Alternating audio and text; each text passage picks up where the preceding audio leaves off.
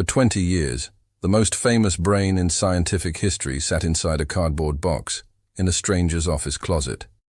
Not in a laboratory, not in a university, not under guard in some prestigious institution.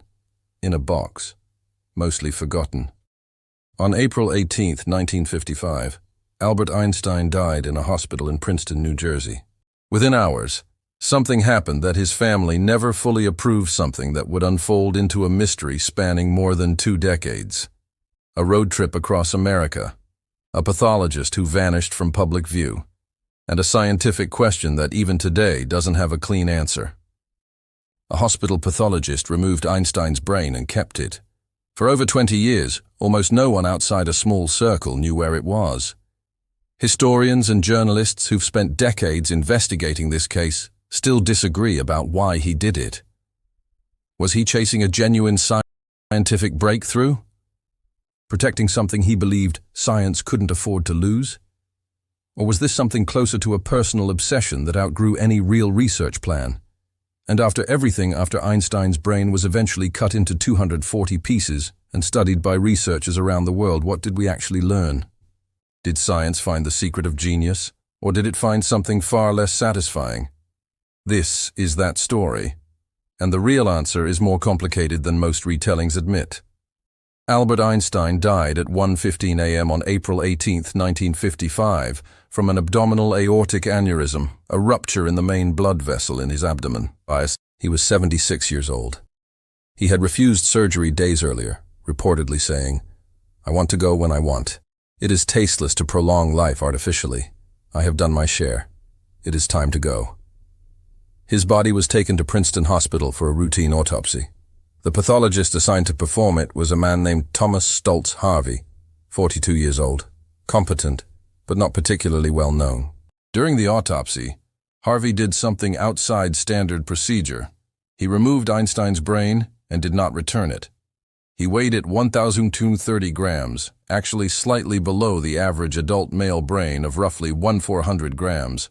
Rather than returning it through normal channels, he retained it. Here's the central question. Did Einstein or his family actually approve this? The record is murkier than most versions of this story suggest. Einstein had explicitly stated he wanted to be cremated and that no part of him should be turned into a shrine or relic after death. He was famously opposed to being mythologized. His son, Hans Albert Einstein, was contacted only after the brain had already been removed. The most widely repeated account says Harvey called Hans Albert, explained what he'd already done, and secured a reluctant, conditional approval on the condition the brain be used strictly for serious scientific research, published in reputable journals, without sensationalism. It's worth being clear where this account actually comes from, almost entirely from Harvey himself. There's no independently verified written consent, no hospital documentation of specific terms, and no direct statement from Hans Albert confirming those exact conditions in his own words. Harvey had every professional incentive to describe the arrangement as sanctioned rather than unauthorized, so historians generally treat this as a disputed single-source claim, not settled fact. What we know for certain, Einstein's body without its brain was cremated that same day, and his ashes scattered at an undisclosed location, exactly as he requested. His brain remained behind, in Harvey's possession. Why would a hospital pathologist do this? To understand it, you need the historical backdrop behind the idea of a genius brain, a troubled scientific tradition. The belief that intelligence could be physically located and measured inside the brain has a long, uncomfortable history. In the 19th and early 20th centuries, fields like craniometry and phrenology claimed that skull shape and brain measurements could reveal intelligence and character. These fields were eventually discredited not just as bad science, but as frameworks repeatedly used to justify racism, sexism, and eugenics, ranking entire groups of people as biologically inferior based on crude, often fraudulent measurements. By the 1950s, mainstream science had moved well past outright phrenology.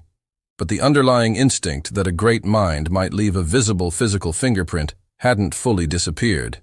It had simply become more careful, dressed in the language of legitimate neuroscience. This is the intellectual backdrop Harvey was working within. His curiosity wasn't fringe science by 1955 standards, but it also wasn't as neutral as it's sometimes presented. It carried, at least in spirit, the residue of a much older obsession with finding biological proof of greatness. What Harvey actually did. Here's where the story gets complicated in a different way. Harvey didn't have an approved research plan or institutional backing in place.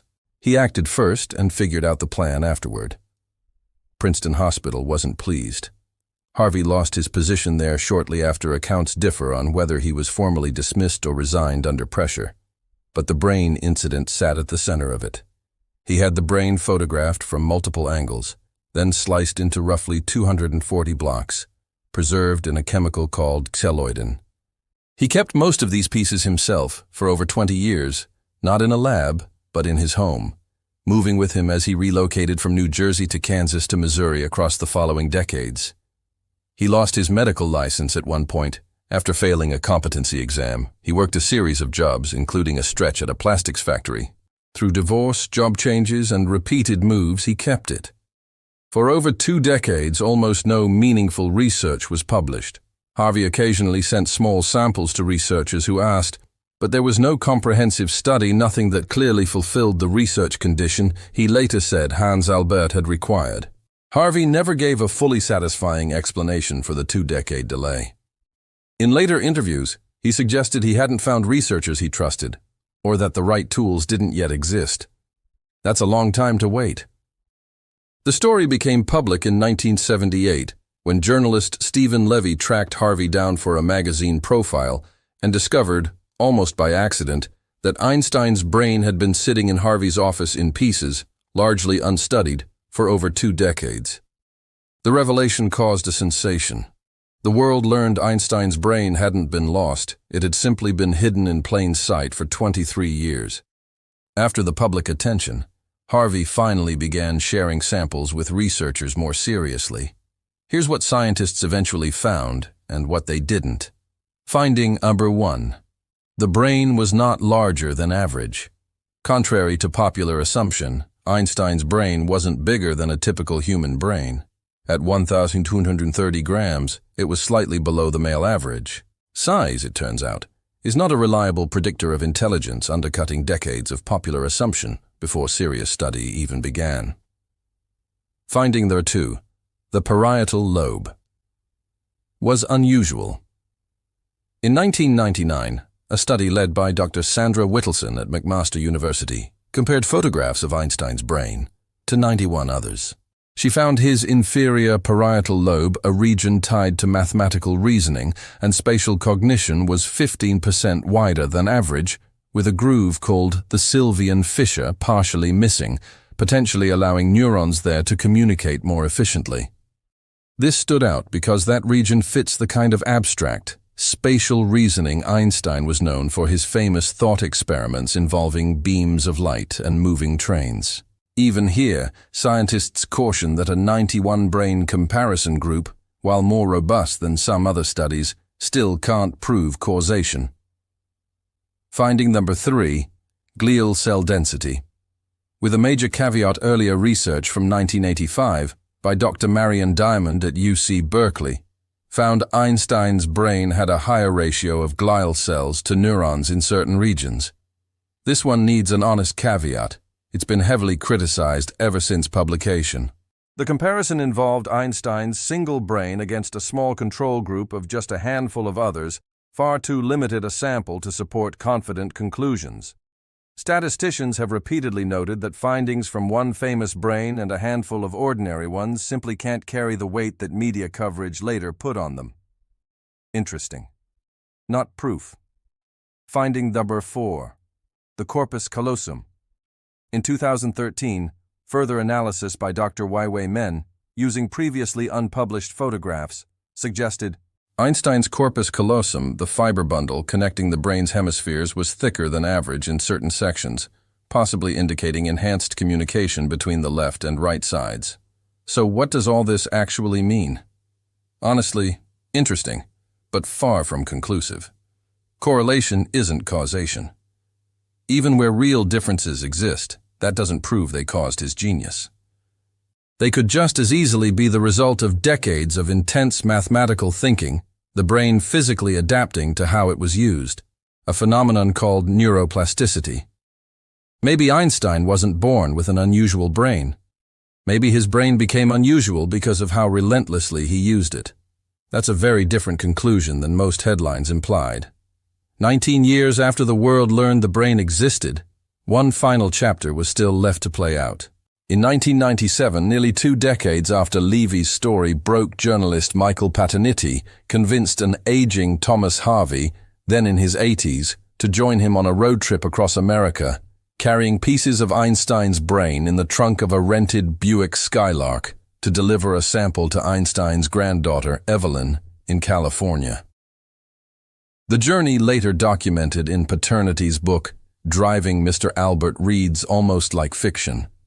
An elderly, cryptic pathologist, a container in a duffel bag, a cross-country drive through the American Midwest, decades after it all began. Evelyn Einstein, when she finally learned the full story, had complicated feelings. She had never given permission for any of this, the keeping, the studying, or the cross-country drive. She, like many others, questioned whether the whole episode had ever truly honored her grandfather's wishes, or the conditions Harvey said Hans Albert had set decades earlier. A brief note on the legal question. Was any of this illegal? Legal historians who've examined the case describe organ retention without full documented consent as occupying a genuine gray area, especially by mid-1950s standards, when formal informed consent requirements simply weren't enforced the way they are today. That's largely why Harvey faced no criminal charges, only professional consequences, including the loss of his hospital position. Under today's consent laws and hospital ethics boards, a similar case would likely trigger serious legal scrutiny. In 1955, it mostly triggered raised eyebrows. Thomas Harvey died in 2007 at age 94. By then, most remaining pieces of Einstein's brain had been returned to Princeton Hospital, where the original autopsy took place decades after they were first removed. Some samples remain today at the Mutter Museum in Philadelphia and other institutions. So after nearly 70 years, dozens of researchers and hundreds of preserved sections, what's the actual verdict? Most neuroscientists today remain cautious, for good reason. The unusual features found, the widened parietal lobe, the debated glial density, the thicker corpus callosum, are genuinely interesting. They're not nothing. But modern neuroscience broadly agrees that intelligence, let alone genius, can't be reduced to a single measurable structure. It emerges from an almost incomprehensibly complex mix of genetics, environment, education, motivation, and chance. Einstein's own history backs this up. He wasn't a naturally gifted student. He struggled with rigid schooling. He failed a university entrance exam. His path to genius was built through relentless curiosity and years of unconventional thinking, not some inborn neurological gift waiting to be found under a microscope. The honest scientific truth, even after 240 pieces and 7 decades of study, science still can't definitively explain what made Einstein a genius. Maybe that's the real conclusion. Genius may not be something you can find sitting in a jar. It might only exist in the process of a mind actively working something that by nature resists being frozen in place and examined. So here's where this leaves us. A pathologist took something that wasn't fully his to take. He held on to it for over 2 decades, driven by his own account by scientific curiosity, though critics would call it something closer to obsession. Scientists eventually found genuinely interesting differences in Einstein's brain, but nothing that definitively unlocks the secret of genius, and some of the most cited findings rest on evidence far shakier than the headlines ever admitted. Einstein, a man who explicitly asked not to be turned into a relic, ended up as exactly that. Preserved, studied, displayed, decades after his death, against his own stated wishes. There's something quietly ironic in that. The man who showed us that space and time bend around mass became, after death, something others tried to bend toward their own purposes. Maybe the real lesson isn't in the tissue at all. Maybe it's in what we did with it, our need to find a physical explanation for genius, and our discomfort with the simpler idea that greatness might just be the product of relentless curiosity and a willingness to keep asking questions everyone else was too afraid to ask. Einstein's brain is back in Princeton now. Quiet, mostly forgotten again. But the questions it raised about consent, about science, about what we're really looking for when we go searching for genius in a piece of tissue, those are still worth asking. Albert Einstein, 1879–1955. Even in death, still teaching us something about ourselves.